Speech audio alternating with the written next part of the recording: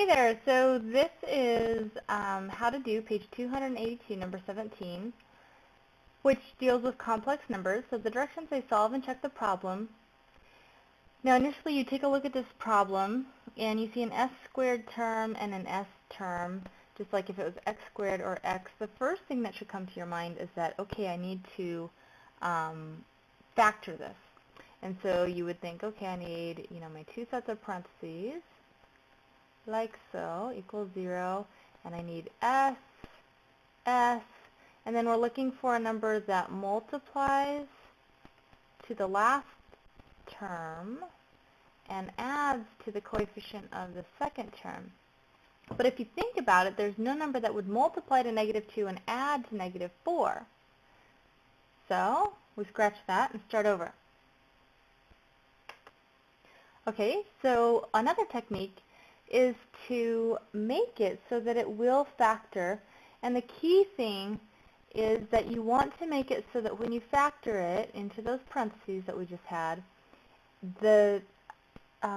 each of those parentheses will be exactly the same.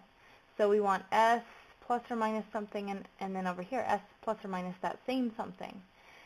So you kind of have to play around with it, think about it a little bit, but what you can do is add 6 to each side, and I'll show you what will happen.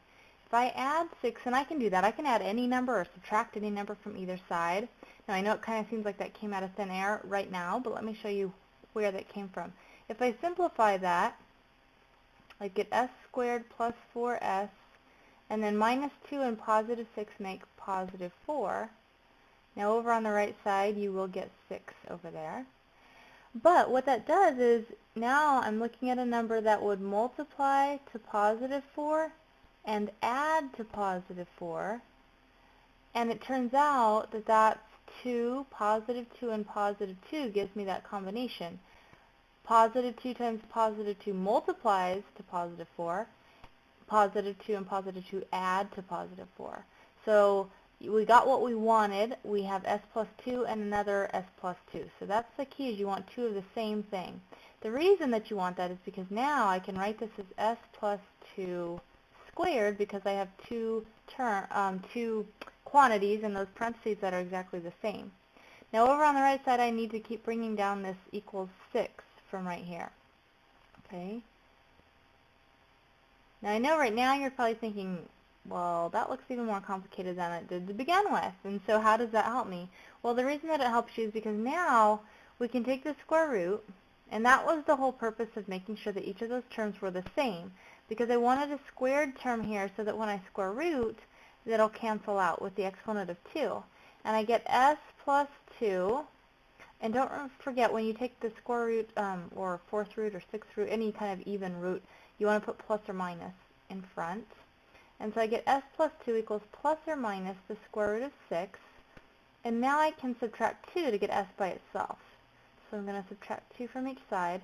This cancels, and I get s equals -2 plus or minus the square root of 6. And that's your answer. It's not a pretty one, but that's your answer. The one thing you want to remember is to go back and check. This is really giving you two different answers. -2 plus the square root of 6 is one answer for s, one possibility, and -2 minus the square root of 6 is another possibility. So if I go back and I plug one of these in, we'll just do the plus version. I would have -2 plus the square root of 6 squared, because remember I'm plugging it in for s, so I really have this ugly thing squared. And I'm going to just go ahead and write it out that I have two of them multiplied together. That's really what squared means.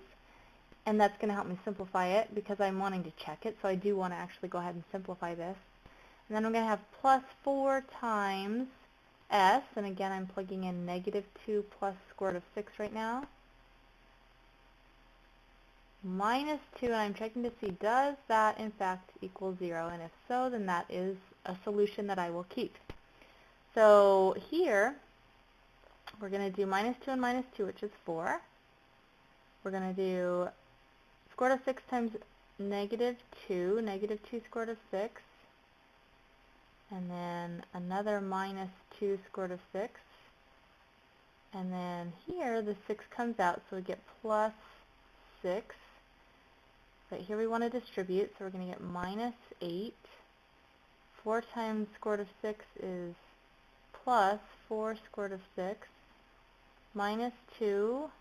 And again, we still have a question mark here. We're not sure yet. Does that equal 0? So I keep simplifying. These two I can put together. They're like terms. That would be minus 4 square root of 6. I can put the 6 and the 8 together, plus 4 square root of 6 minus 2. Okay. And then look here, the minus 4 square root of 6 plus 4 square root of 6 will cancel.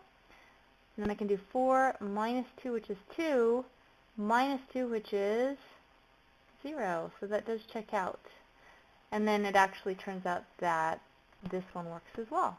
So those are your two answers you keep for S. They're not pretty, but they work.